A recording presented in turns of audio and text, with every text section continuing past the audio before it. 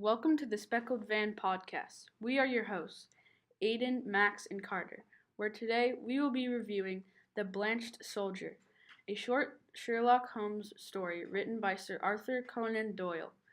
We'll be summarizing the passage, revealing our real-world connections, and tell all about our thoughts on the piece. Aiden, would you like to start us off? Yes. So this is the summary of the piece.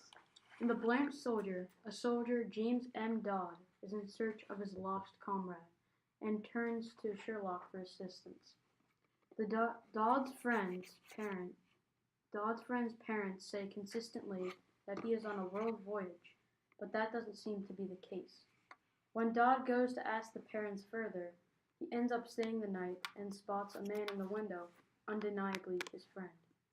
But there was something different about him. The man's whole face was white as snow. This is a red flag for Dodd.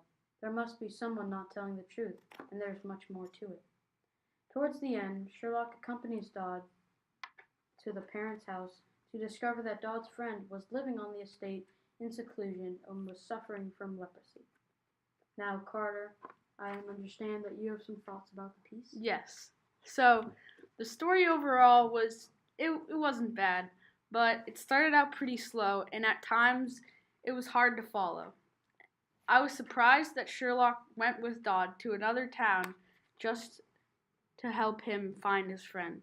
And in the story, it was mainly Dodd who was solving, and I think the story could not make it to the big screen, considering there were slow parts and Sherlock was barely trying to solve the crime. Okay, I'm up. Throughout the story, I was thinking about what actually happened to Dodd's friend and if something wasn't right or someone wasn't telling the truth.